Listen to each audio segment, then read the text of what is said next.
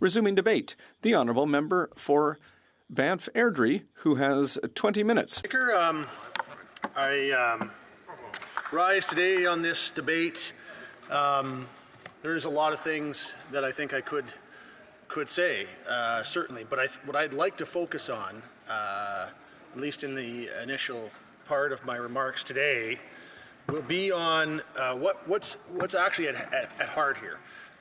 Sometimes I think what happens in this place is we get debating issues, and sometimes some people in this House lose sight of what exactly it is that's at the heart of the matter, because it's not just, in this case, a privilege motion. It's not even just about a scandal in this case. What we're actually talking about, at least in my view, is $400 million of taxpayers' money. And it's important that we remember that. That's something that we all should always have very top of our mind when we're looking at issues in this House, whether it be a matter like this of privilege, whether it be looking at the litany, the many, many scandals of this liberal government, or whether it be looking at government legislation or any other legislation for that matter. We should always be mindful of who pays for all of this. Who pays for all of this? And it's the taxpayer.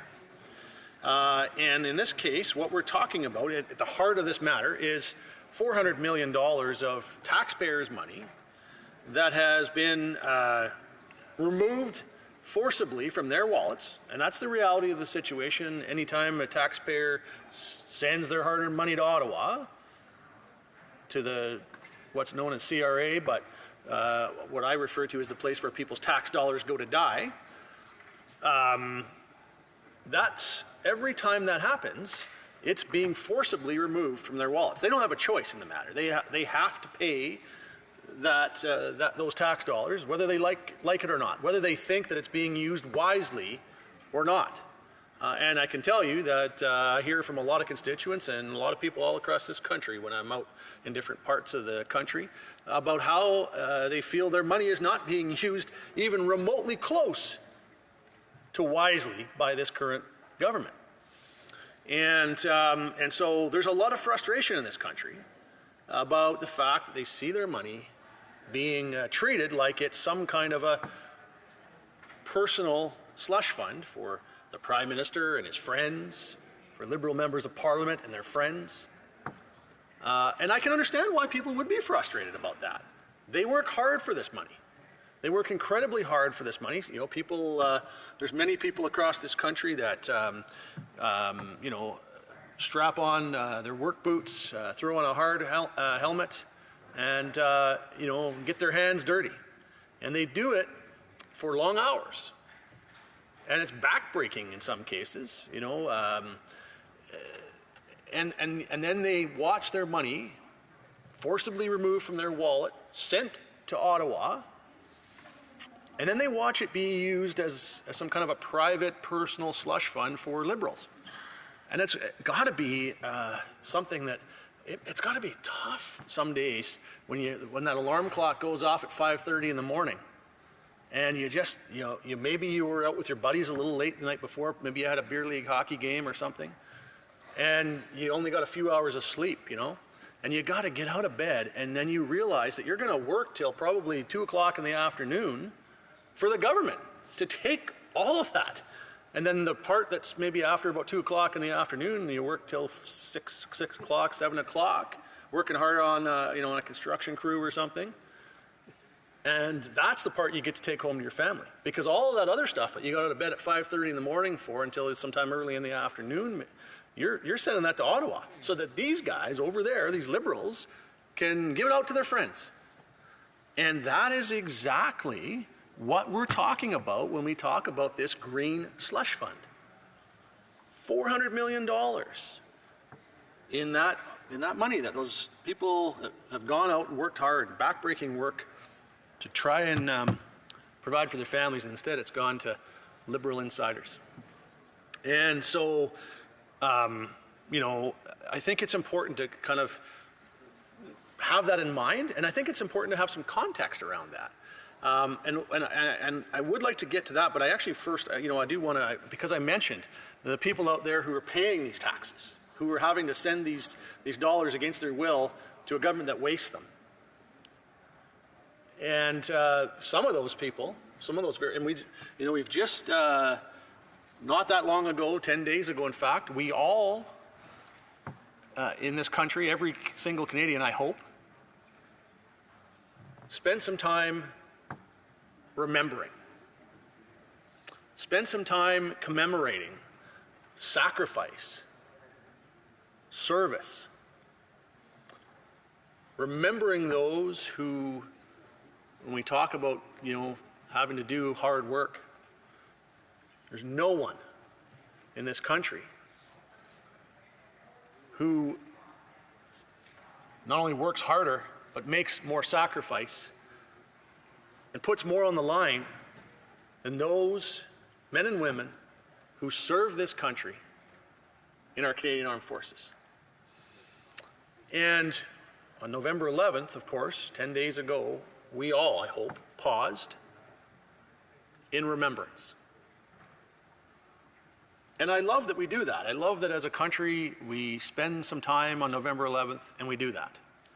And I love that in the lead up to that day, we have now Veterans Week. And we have Indigenous Veterans Day. These are all opportunities for us to commemorate and remember that service and that sacrifice. But it's something that we should do 365 days of the year. And those people have sacrificed so that we all in this chamber can have the opportunity to stand and debate issues like we're doing right now. That we can come here to represent our fellow community members here in this Parliament. And that there is a huge gravity that goes with that. And it would do good for some members to remember that. Because when we start to talk about things like what we're talking about today, a slush fund, it's, you know, there for liberal insiders. That's not what these men and women sacrificed for.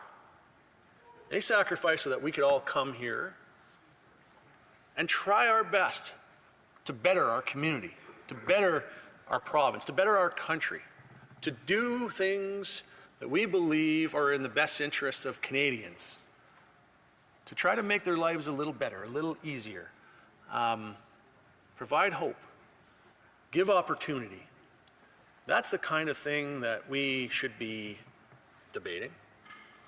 But we haven't seen much of that in the last 9 years. In fact, I don't think we've seen any of that in the last 9 years. What we've seen is people who've come here to enrich their friends and forgotten about that taxpayer that I talked about, that person that gets up and packs their lunch in a plastic bag and goes to work for 12, 14-hour days doing back-breaking work.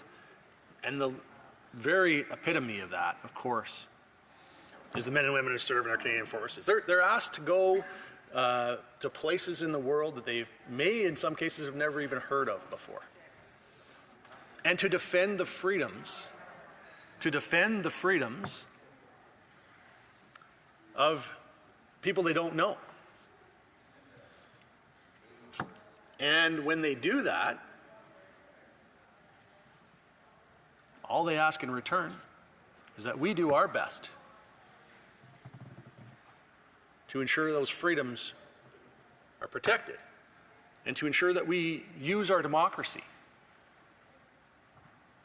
to make sure that there's those opportunities that I talked about, to make sure that there's that security that we talked about. All of these things are what they expect in return. And instead what they've received over the last 9 years is a government that, following the Prime Minister's lead, just looks for what's in it for me. What can I do to enrich my friends? And this is an example of that. This $400 million was You know, in some cases went to companies that this board was involved in personally. Like, you look up conflict of interest in the dictionary and that board would be pictured there. And that's not right. That's not what this is supposed to be about. These men and women who served our country, they just wanted us to show them good government. And, you know, on top of all that, imagine what we could have done for our veterans and their families with that $400 million. I mean, I've got a number of other examples that I want to share with this House in a moment of what could have been done with that $400 million had it not been sent to enrich the personal interests of people that were involved. But imagine, just for a second, what we could have done for our veterans and their families. I mean, you know, serving as the Conservative Shadow Minister for Veterans Affairs, I hear heartbreaking stories every single day from veterans, from their families, from the families they've left behind in some cases, of just a complete and utter lack of support. Often what's referred to, I've heard this from veterans and their families so many times, they call it a triple D policy. And what that policy entails is delays, denials, and the third D stands for die.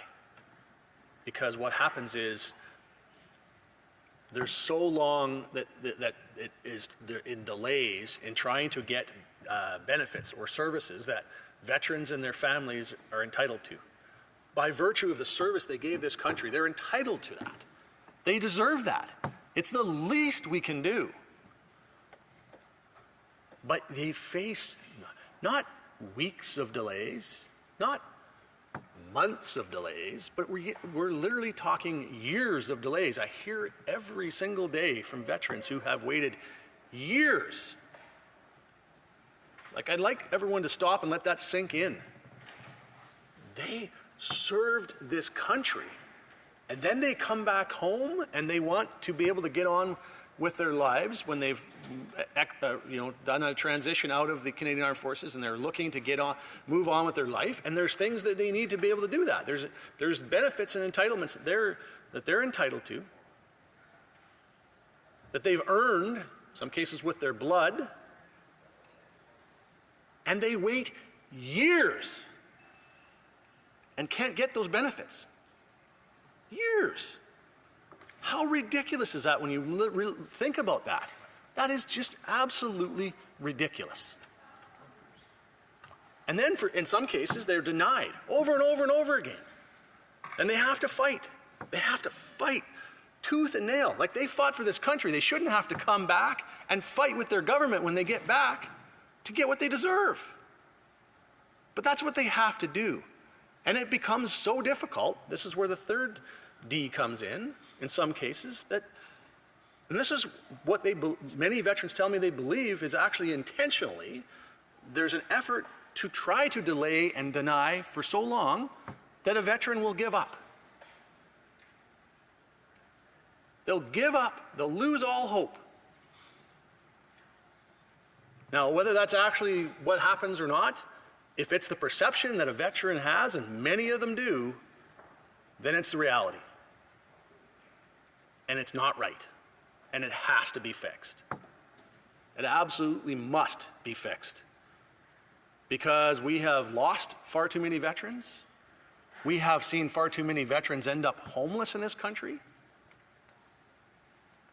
Veterans that are using food banks to the level that some Veterans Association food banks are telling me that they actually are having trouble keeping the shelves stocked at the food bank to be able to help our veterans. We should never even be uttering those things in the same sentence. The idea of a homeless veteran shouldn't exist. The idea of a veteran using the food bank shouldn't exist. The idea that a veteran has to give up hope because they've fought with their government for years for something that they fought for and that they deserve. It should be simple. The effort should be to try and make sure that we're there and make it easy for them. But instead, I hear stories every day of veterans being asked to prove, that they may have had a roadside bomb they've lost. I've heard this story. 2 legs. And then they have to prove every single year they still are missing limbs. As one example of many that I've heard. There are so many examples where veterans, they fought for this country. They literally gave life and limb for this country, and then they have to go and fight to prove that they were injured serving this country? And I hear stories of, and I might have the figures just slightly wrong, but I wouldn't be off by much. The Veterans Review and Appeal Board is an agency that's responsible for when veterans have kind of gone through all of the different channels they can take an appeal there. And I've heard many times that on certain types of claims that the Veterans Review and Appeal Board ends up, if the veteran persists long enough and fights long enough to get there, often well over 90% of those claims get approved at that level. So why did it have to take years of fighting with the government to get there? Why couldn't we just approve these claims and let veterans have what they need to move on with life? And then, on top of it all, and I could even get into the fact that, we've actually had situations that have come up in this country where, in the last few years, under this Liberal government, where veterans have come looking for help to live their lives, and these words have actually been used by officials at Veterans Affairs to veterans. If it's so hard, if living your life is so hard, we could offer you assisted death. That's actually happened. I've heard it from a number of veterans. I've heard cases like this numerous times. And what that causes is what's called sanctuary trauma.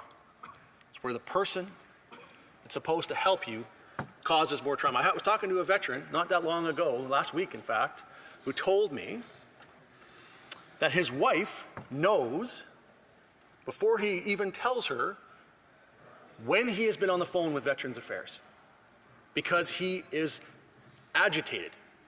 It's the worst days he has, he says, is the days that he has to talk to Veterans Affairs on the phone. And his wife knows instantly, before she even asks him if he's been talking to Veterans Affairs, she knows the answer.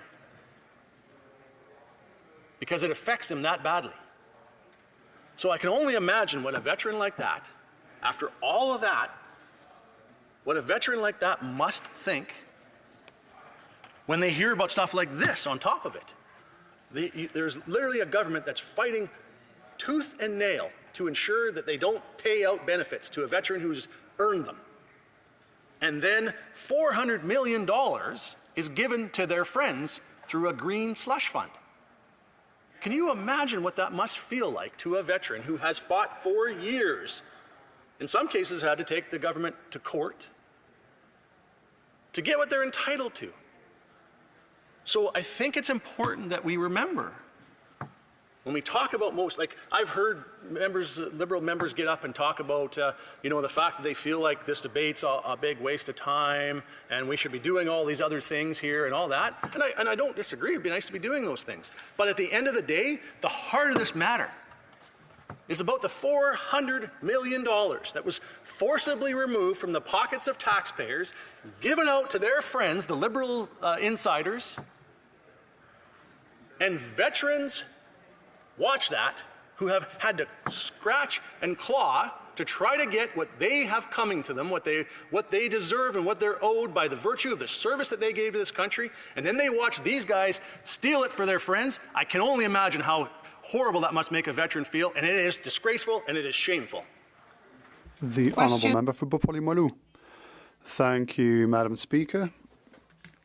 I understand my colleague's indignation on the matter, on the lack of priority for veterans. His story about a veteran who keeps having to prove that he doesn't have any legs really affected me and reminds me of an email I got from a medical expert who said to fill out paperwork so that someone living with a disability can receive benefits owed to them by Canada. It's 16 pages. That's the documentation. If you multiply the time it takes by the number of people who are living with disabilities, it costs $1 billion to the taxpayer just to write all the paperwork to confirm that someone is living with a disability. If we see all this red tape, would it possibly be an option to cut in the number of pages required and proof required in determining whether someone or not is living with a disability?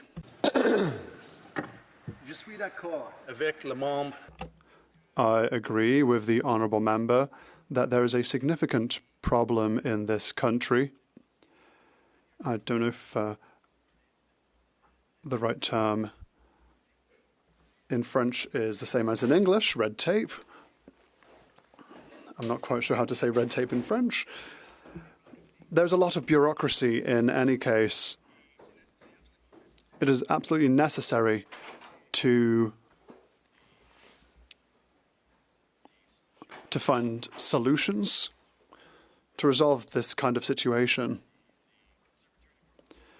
The common sense Conservatives will do a lot to bring solutions for Canadians. While I've got the floor, she did mention about the story of the soldier required to continue to prove over and over about the missing legs. I want to just tell, for her benefit and for the benefit of everyone in this House, another story briefly. A veteran in Quebec, in fact. She's got a back injury as a result of her service. And she requires a wheelchair lift in her home to be able to get out of her wheelchair and into her home. Because right now she has to literally drag herself across a gravel driveway to get into her home. Veterans Affairs, this Liberal government has been fighting with her for years, trying to deny her that wheelchair lift. And then she was actually one of the individuals I mentioned who, when she finally was begging for help, was told, if it's so difficult, we could offer you medical assistance in dying instead. And she said to them, no, I'm not looking for help to die, I'm looking for help to live. Now, I will happily report, Madam Speaker, that this veteran is in fact getting her wheelchair lift, but sadly, it is not because the government finally stepped forward. It's because her fellow veterans went out and found private contractors who were willing to do this pro bono for the veteran, because the government refused. Questions and comments. The Honourable Member for Edmonton West. Thanks, Madam Speaker. I'd like to thank my colleague for his speech. He brought up some very important items about what we could have done with the money instead. In Edmonton West, we have an organization, there's one in Calgary as well, a sister organization called the Veterans Association Food Bank, where we actually have a food bank just for veterans, and we struggle to keep it stocked, which is disgraceful in this day and age in Canada that we have veterans going to a food bank. One of the sister scandal of the Green Slush Fund, instead of Other Randy, we have the Other Green Slush Fund, the Net Zero Accelerator, which the Auditor General reported on, showed $15 million of taxpayers' money went to a large corporation worth $30 billion that was actually funding ISIS. Now, I wonder if the member would care to comment about the government's priority of funding massive billion-dollar multinationals that are actually siphoning money off to ISIS? The honourable member for Banff Airdrie. Well, let me first comment on the comment that my colleague made about the Veterans Association Food Bank in Edmonton. And I have visited that food bank on a couple of occasions to just check in with them to see how things are going for veterans. There's actually two different veterans food banks in Edmonton, and they both have trouble keeping the shelves stocked. And I see that in communities all across this country, and it should never be the case that we even need a veterans food bank, let alone that we can't seem to find ways to keep the shelves stocked because the demand is so great. But to the point he raised, I mean, when those who serve and have served see things like he mentioned, when they see that they're not so underfunded, like in some cases are buying their own helmets. They're like, can you imagine the ridiculousness of that? They're having to buy some of their own equipment because they can't get it provided to them. When you hear stories like the ones I've told about veterans who cannot get the benefits that they're entitled to for years, and then you hear things like that, the very thing that those people went to serve, to fight against, is receiving funding. You know, there is so much more that we could do to ensure that our military has the equipment and resources they need. So much more we could do to ensure that our veterans have what they deserve. And instead, we send this money away to places. It's just disgraceful. And it's time that we start to rechannel that into making sure that our forces have what they need, into ensuring that our veterans have what they need. And that's going to have a big impact, not just on the morale, which is an incredibly important thing, not just on our ability to be operationally ready in this country to do the job that we need to do to defend this country, but that also has impacts on our ability to work with other governments and to be able to have Canada have a place of influence in the world. And I'll tell you right now, with the Prime Minister that we have, Canada is not at the table at all, and it's time for us to change that.